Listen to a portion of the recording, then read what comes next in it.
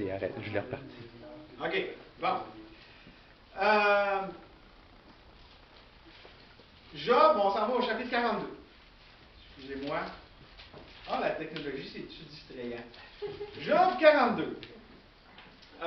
Versets 1 à 6. Ben, ça, c'est ce qui est le plus connu dans le livre de Job.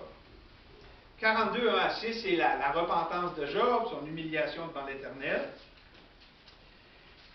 Donc, on commence au verset 1. Job répondit à l'Éternel. Ça, c'est après que Dieu s'est révélé dans la tempête et tout ça. Et donc, voici ce que Job dit. Je reconnais que tu peux tout, que rien ne s'oppose à tes pensées. Et là, ici, c'est une petite parenthèse, c'est Job qui se rappelle des paroles de l'Éternel. Quel est celui qui a la folie d'obscurcir mes pensées? Et Job continue. Oui, j'ai parlé sans le comprendre de merveilles qui me dépassent et que je ne conçois pas. Encore, Job se rappelle ce que l'Éternel a dit. Écoute-moi et je parlerai, je t'interrogerai, tu m'instruiras. Et là, Job, encore, il revient. Mon oreille avait entendu parler de toi, mais maintenant mon œil t'a vu. C'est pourquoi je me condamne et je me repens sur la poussière et sur la cendre. Donc, à la question du mal, est-ce que je peux le supporter? Encore là, la réponse est oui, parce que si Dieu est Dieu, puis s'il est là, je peux. Mais la question, c'est est-ce que je suis disposé à ça? Et on a ici la réponse de quelle sorte de disposition je devrais avoir? L'humilité. Job, qui avait le plus besoin, c'était pas d'avoir toutes les réponses à ses questions, parce qu'il les a pas eues. Puis d'ailleurs, quand Dieu parlait à Job, c'était pas pour lui donner des réponses à ses questions, c'était pour le placer là où il devait être devant Dieu humblement. Dire, Dieu, t'es Dieu. Parce que, regardez ce qu'il dit, dans le fond, rien ne s'oppose à tes pensées. Hein? Tu peux tout, rien ne s'oppose à tes pensées. J'ai parlé sans comprendre de choses de merveilles qui me dépassent. Mon oreille avait entendu. Voyez-vous, Dieu avait amené Job au point où est-ce qu'il était humblement devant Dieu en disant, Dieu, tu peux faire ce que tu veux, puis j'ai rien à redire. C'est là qu'était la délivrance. OK? C'est là qu'il était capable de supporter ce que Dieu lui avait envoyé. Et on sait que c'était pas mal extrême. Et Job, ici, avec sa confession, on voit c'est quoi la confession, c'est acquiescer la réalité des choses. Quand on confesse, on dit à Dieu, on confesse à Dieu les choses telles qu'elles sont. Dieu, tu es plus grand que moi, puis je ne peux rien t'en dire. Dieu, je suis un pécheur, puis évidemment que je suis coupable. Confesser, c'est ça. Confesser, c'est se mettre d'accord avec Dieu. Puis Dieu, c'est l'ultime réalité. Donc, quand tu te mets d'accord avec Dieu, tu te mets d'accord avec la réalité. Okay? Tu n'es plus dans ton petit monde imaginaire. Ou est-ce que tu penses que tu devrais avoir mieux parce que tu souffres? Ou est-ce que tu penses que Dieu n'est pas là parce qu'il ne t'aime pas? Ça, c'est un monde imaginaire. Ce n'est pas la réalité. Donc, l'humilité, c'est quand on arrive au pied, pas d'égalité, mais où est-ce qu'on arrive au diapason avec Dieu? Où est-ce qu'on retombe en contact avec la réalité? Laissez ça rentrer dans votre cœur. Pensez-y. Quand on est dans le trouble, qu'on s'en fait, qu'on devient tout, on n'est pas en contact avec la réalité. Pourquoi? Parce qu'on n'est pas en contact avec celui qui est l'ultime réalité. On est dans un monde imaginaire où est-ce qu'on s'imagine toutes sortes de choses qui ne sont pas en rapport avec ce que Dieu dit. Pourquoi? Parce qu'on est orgueilleux. C'est pour ça, est-ce que je peux le supporter? Si tu t'humilies, oui. Si tu t'enorgueillis, non, tu vas crouler sous le poids de ta propre réponse à ce qui t'arrive. Donc, Job, qu'est-ce qu'on peut dire? Dans le fond, il reconnaît que Dieu est tout-puissant, qu'il est souverain, mais aussi qu'il y a des plans bienveillants, parce que c'est ça qu'on voit, verset 3. Oui, j'ai parlé sans le comprendre, des merveilles qui me dépassent et que je ne sais pas. Dieu a un plan tellement grand, un plan bienveillant, un plan rédempteur. Ça nous dépasse, mais c'est quoi? On peut y faire confiance parce que c'est un plan rédempteur, c'est un plan bienveillant. C'est exactement là que Dieu voulait l'amener. Puis on vit en ce moment, un moment historique, n'est-ce pas? On peut s'entendre que 2020 est une année historique dans l'histoire de l'humanité. Où jamais comme auparavant, je suis capable de passer au travers. Vous poser la question, moi je me l'ai demandé, coudonc, là. Puis savez-vous quoi? Dieu m'a amené pas mal assez souvent, puis vous l'avez entendu souvent à travers mes messages. Dieu m'a humilié à pas mal plusieurs reprises, de plusieurs manières. Pas parce que j'avais besoin d'avoir toutes les réponses, d'avoir tout ce qui se passait, mais parce que Dieu a un plan bienveillant, parce que Dieu est souverain. Quand tu fais partie de ce plan-là, ben, il faut juste que tu t'humilies devant Dieu, puis tu le laisses être Dieu, puis toi, tu te places dans ta place de créature, puis on est bien. Et quoi que Satan voudrait nous faire croire que si on ne s'humilie pas, si on s'enorgueillit, on va être misérable. C'est l'inverse. Quand on s'enorgueillit, c'est là qu'on est misérable. Regardez des gens qui résistent face à la souffrance pour mal, c'est les gens les plus misérables qu'il n'y a pas sur terre. Puis d'ailleurs, regardez Job avant qui s'humilie. Ça n'allait pas bien son affaire. Juste m'amener un point là-dessus. Les réponses erronées, qui ne sont pas réalistes, autrement dit, qui ne sont pas en lien avec Dieu, qui est l'ultime réalité. Tout le monde imaginaire de nos pensées. Le problème avec ça, c'est qu'on... Écoutez, là, on voit ça aussi beaucoup. Quand Dieu, tu vas avoir réglé le problème de ces méchants-là, là-bas. Puis là, fill in the blank, là. Les méchants qui nous disent de mettre des masques, les méchants qui ont peur, les méchants qui sont rebelles, qui ne veulent pas mettre de masque, les méchants qui sont rebelles, qui devraient avoir... C'est toute la faute. Vous savez quoi? C'est exactement ce qui est arrivé dans le jardin. Qu'est-ce qui est arrivé une fois que le péché est arrivé? La faute de l'autre, de l'autre, de l'autre, de l'autre. C'est tout de l'orgueil. OK? Puis, je ne sais plus c'est qui, Paul, c'est qui a dit l'enfer, c'est les autres? Je sais que c'est Nietzsche. Jean-Paul Sartre. Jean-Paul Sartre. L'enfer, c'est les autres. OK? C'est pas biblique, ça, là. C'est le fruit premier de la chute. C'est la faute des autres. OK? Ben, c'est la pensée humaine. Jean-Paul Sartre a bien décrit c'est quoi le... Mais c'est d'accuser les autres. Mes amis, tant qu'on reste là, il n'y a aucune délivrance. Il faut qu'on sorte de cette pensée-là et d'arriver comme Job à reconnaître, OK, je suis la partie la plus importante du problème à régler. Oui, les autres ont des problèmes, mais Dieu il me fait arriver à ce point-là pour que moi, je m'humilie, moi, sur la poussière et sur la cendre. Je suis partie du problème. Comprenez-vous? Et là, il y a une délivrance, là, il y a une liberté. Quand on arrive à dire avec Job, quand on entonne avec lui, c'est pourquoi je me condamne, pas les autres, sur la poussière et sur la cendre. Comprenez-vous ce qui arrive ici? Vraiment, la réponse à cette question sur le mal, puis où est Dieu dans tout ça? Et pour la réponse à la fameuse question, est-ce que je peux le supporter? Je vais vous l'illustrer comme ça. Pour sortir par la porte de la délivrance de Dieu, il faut d'abord rentrer par celle de l'humilité.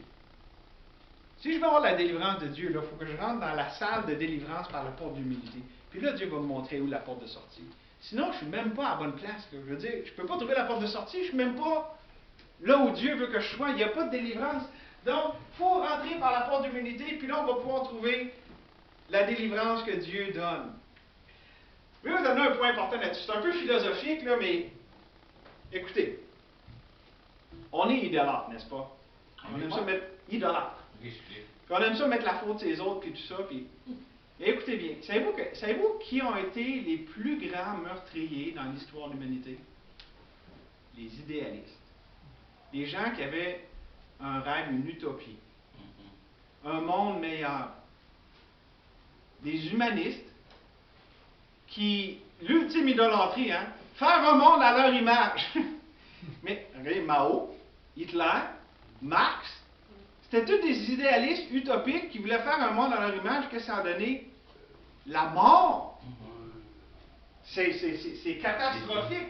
Pourquoi? Parce qu'aux fameuses questions, je peux-tu m'en sortir? Ah oui, je peux m'en sortir, puis on retrousse les mains. C'était tout de l'orgueil, ça partait pas avec la reconnaissance de la réalité. Il y a pas, le salut vient de l'Éternel, il n'y a pas de délivrance en dehors de Dieu. Donc, même avec les meilleures intentions du monde, ce que ça va donner, vous le savez, c'est les gens les plus dangereux. Et c'est ça que ça donne. Ça revient à ce que j'ai souligné auparavant, je l'ai déjà parlé, l'auto-rédemption. Si on veut s'en sortir nous-mêmes, l'auto-rédemption, c'est de l'orgueil. Ça ne va pas mener nulle part. Ça va juste rempirer les choses. Pour ça, je dis, le plus grand obstacle à la délivrance, à la liberté dans ma vie, c'est moi. Il faut que je m'humilie devant Dieu, que j'arrête de mettre le blâme sur les autres, puis si je peux le supporter, ça va aller mieux si l'autre... Non, si je m'humilie devant Dieu, Dieu va me donner la grâce. Sa grâce est suffisante. Regardez comme avec Paul. Quand il a dit ça, que la grâce de Dieu était suffisante, c'est quand Dieu l'a amené au bout de lui-même. Il s'est rendu compte, hey, tu peux pas toi-même, tu as un écharpe dans la chair, tu aimerais donc t'en débarrasser, mais ma grâce te suffit.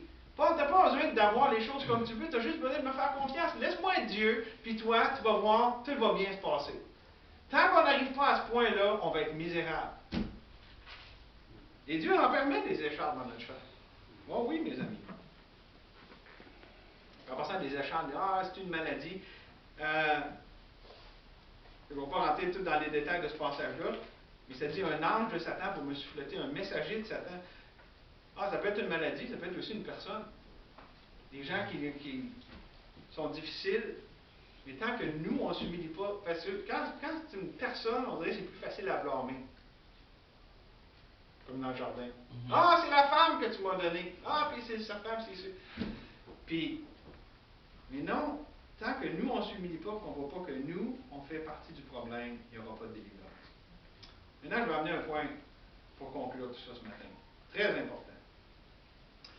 Lorsqu'on arrive au point comme avec Job, où est-ce qu'on s'humilie, puis que on reconnaît que la seule façon de s'en sortir, c'est de s'humilier devant ce Dieu qui contrôle tout, qui sait tout, oui, qui est là, donc, OK?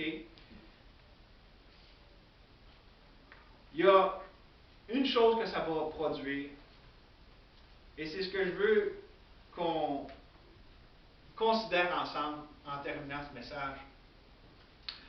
On parle de Dieu, on a parlé de la foi, de faire confiance à Dieu. Savez-vous que lorsqu'on arrive au point où est-ce qu'on a les réponses à ces questions-là qui crient dans notre cœur, on va voir ce dont on a besoin face au mal et à la souffrance, le courage. Le courage. Le courage qui vient lorsque Dieu nous a rencontrés, parce que comme je l'ai dit, c'est plus que juste des réponses à des questions. Lorsque Dieu nous a rencontrés, on dit pourquoi moi? Parce que Dieu m'aime. Il est où Dieu là-dedans? Il est à la meilleure place qu'il soit, en plein, là, dans l'épreuve où tu as besoin de le trouver. Puis est-ce que je peux supporter si tu t'humilies? Oui. Lorsqu'on a passé par là, on a le courage de la foi. On a le courage qui vient du fait qu'on croit que Dieu transforme le mal en bien. Donc, c'est un peu le courage comme dans le psaume. L'Éternel est ma lumière, l'Éternel est mon salut. De qui aurais-je crainte? De qui aurais-je peur? Comprenez-vous? Si j'ai les réponses dans mon cœur à ces questions-là, j'ai plus peur. J'ai le courage de la foi.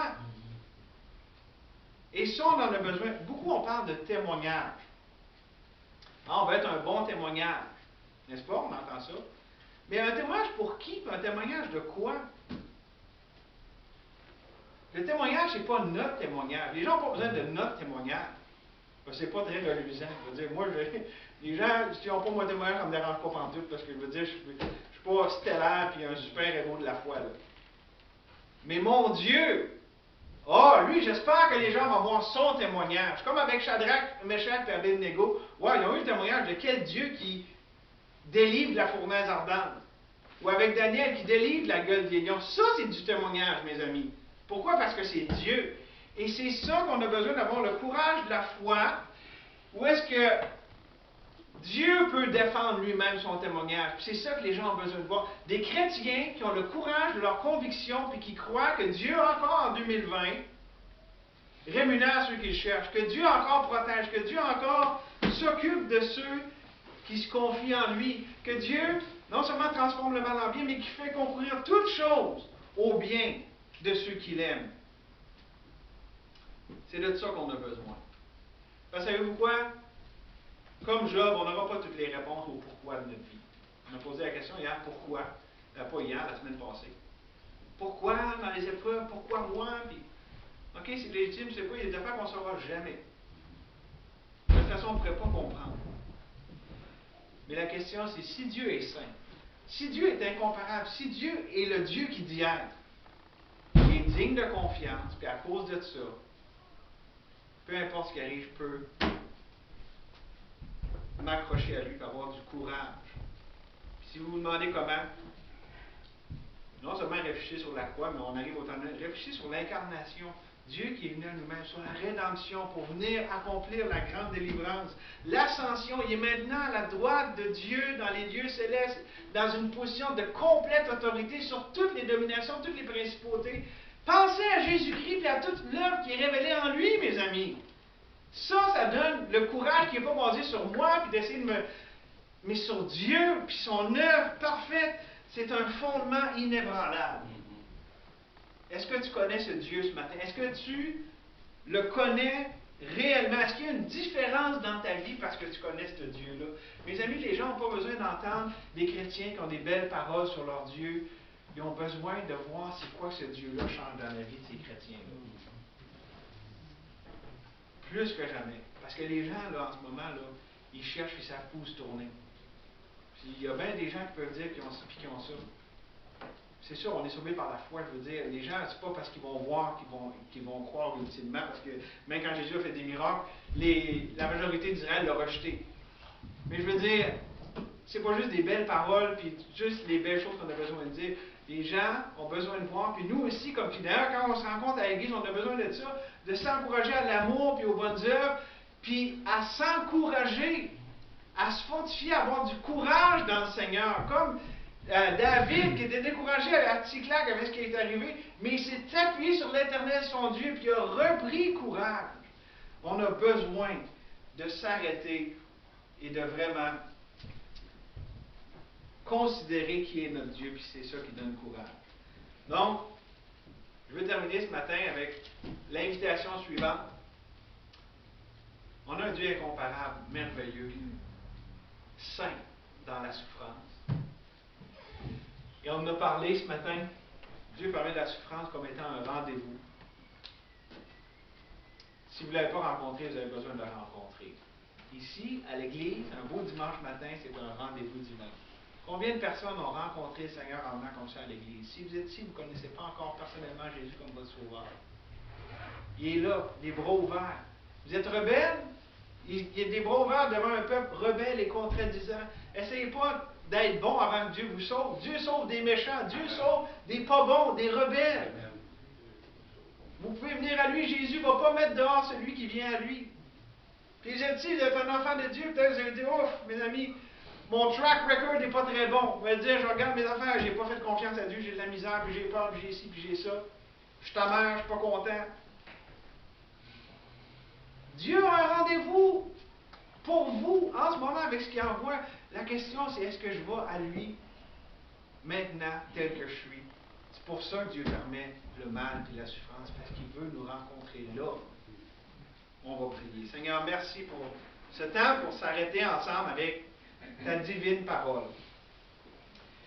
Et Seigneur, tu n'es pas menti.